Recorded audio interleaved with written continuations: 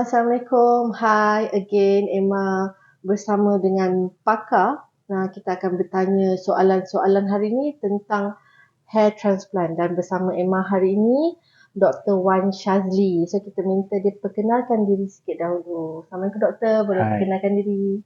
Okay, so my name is Dr Wan Syazli. I am a plastic reconstructive surgeon, and I did my training as a medical officer in KL and Alustar before.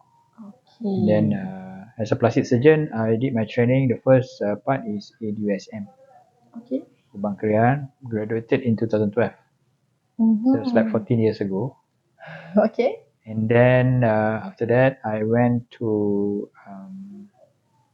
Korea in 2016 for my advanced training fellowship. Okay. And then I worked in UITM hospital for a while and joining Avicenna in 2019 until now. Okay. So that is basically a little bit about Dr. Wan. Thank you. Okay, kita pergi ke soalan pertama. Okay, tentang hair transplant ni. Actually, sebelum tu, orang memang banyak cakap tentang hair loss kan. So, macam mana actually seseorang tu nak tahu yang mereka ni ada masalah hair loss? Right. So basically, before we talk about hair loss, we need to really understand the process of hair loss. Okay. And hair loss ni there are two types. So okay, one type is what we call as permanent hair loss, and the other one is reversible. That means hair loss yang not permanent. Oh, okay. Right. So hair loss yang not permanent ni mainly due to physiological punya process. For example, let's say patient ataupun orang yang post delivery, postpartum. Okay. So right. So when you just deliver the baby, sometimes for the first few months, up to 6 to 9 months, you get hair loss. Betul. Pernah alami. Okay. Right.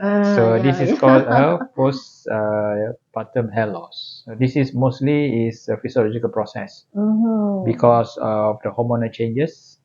Okay. And so when the hormonal stabilize, you will actually resolve. I see. But it could occur again accordingly lah. It could. If let's say you get pregnant again, it can happen again.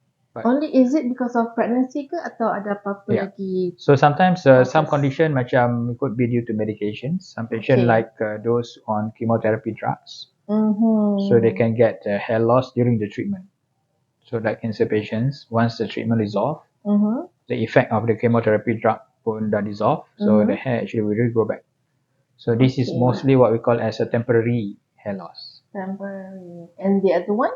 The other one is one yang more permanent. Permanent ni, that means hair loss will be like so-called forever. Okay. Is it because of genetic ke atau tak?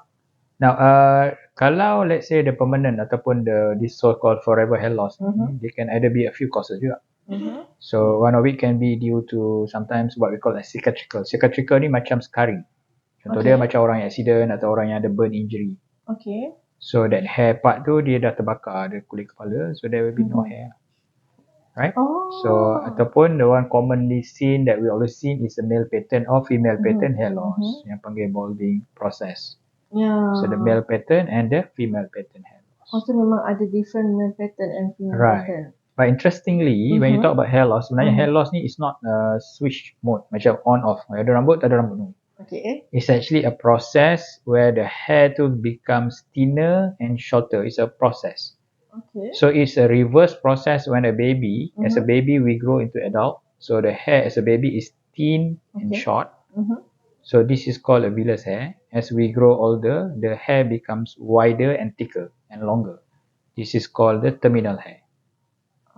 As the person gets into the problem of hair loss, so the process is reversed back. That means dia becomes a baby hair balik. Dia jadi short and thin balik.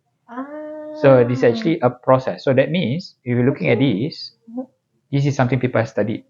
So you can actually reverse this process ataupun you can slow down this process. So instead of going straight to hair transplant, you can actually try to make it thicker and longer balik if you understand the process. I see. So that is the basis of hair restoration treatment. So yang itu untuk pastikan is to get consultation first to understand which treatment is the Correct. best. So basically the treatment ataupun the science behind hair growth ni is very interesting because people have gone into the molecular and biological level and we really understand that. In fact, kalau hair loss itself pun is not everybody kena. Kenapa semua orang rambut dia lebat je? Sampai 90 years old. Kenapa setengah orang 20, 30 dah botak? So because there is actually a receptor dekat kepala, dia macam ada switch. So some people, this switch is turned on. Then you get the hair loss. So this is what we call as a testosterone receptor.